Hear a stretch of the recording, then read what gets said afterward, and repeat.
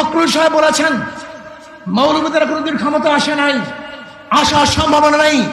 আমি ফখরুল সাহেবকে বলবো, আপনি মৌলবাদী বলে কাকে মিন করতে চান? কে মৌলবাদী?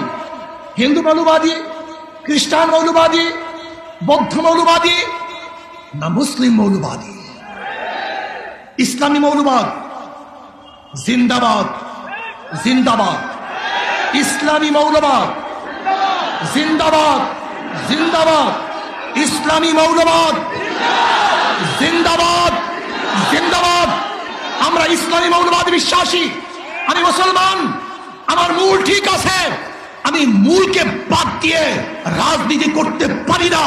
92% মুসলমানদের দেশে ইসলামী মূল্যবোধকে বাদ দিয়ে, ইসলামী মূল্যবোধকে বাদ দিয়ে কেউ কোনোদিন রাজনীতি করতে পারে নাই, পারবে না ইনশাআল্লাহ।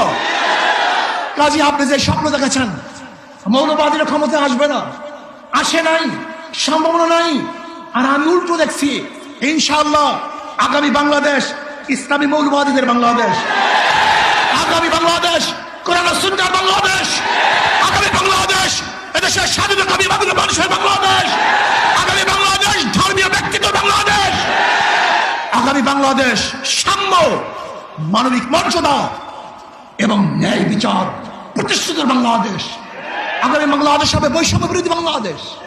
এখানে ধনী গরিব, শিক্ষিত মূর্খ, মুসলমান, হিন্দু, খ্রিস্টান, যে জেলে, তাঁতি, কামার, মজদুর, যেই সমস্ত ব্যক্তি যেখানে যেইভাবে শ্রম দেয় না কেন, প্রত্যেকের অধিকার বাস্তবায়নের বাংলাদেশ। এখানে পুরুষদের অধিকার বাস্তবায়নের বাংলাদেশ। এখানে থাকবে মহিলাদের অধিকার, এখানে থাকবে ছাত্রদের অধিকার, এখানে থাকবে শ্রমিকদের অধিকার, এখানে থাকবে নেতর, কামার, ঋষি এবং তাঁতিদের অধিকার। এই বাংলাদেশ সবার বাংলাদেশ।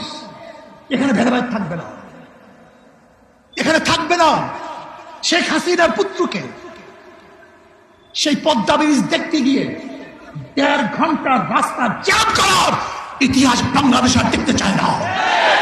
এখানে কোন প্রাইম মিনিস্টারের জন্য, কোন মন্ত্রীদের জন্য, বর্তমান উপদেষ্টা প্রধানের জন্য রাস্তা বন্ধ থাকবে, জনগণ কষ্ট করবে, এই বাংলাদেশ আমরা দেখতে চাই না। এরকম বাংলাদেশ আর চাই না। এখানে কে উপদেষ্টা, কে প্রাইম মিনিস্টার, কে প্রেসিডেন্ট, সবার জন্য রাস্তা সমান, সবার জন্য অধিকার সমান না।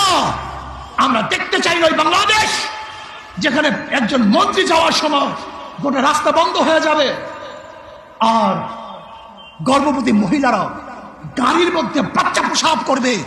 এই বাংলাদেশ আমরা দেখতে চাই না। আমরা দেখতে চাই না বাংলাদেশ যেখানে একজন উপরস্থ কর্মকর্তা আসার কারণে ফেরি বন্ধ থাকবে, আর সেই রোগী ওপারে ফেরির অভাবে ঢুকে দিলে মরবে। এই বাংলাদেশ আর দেখতে চাই না।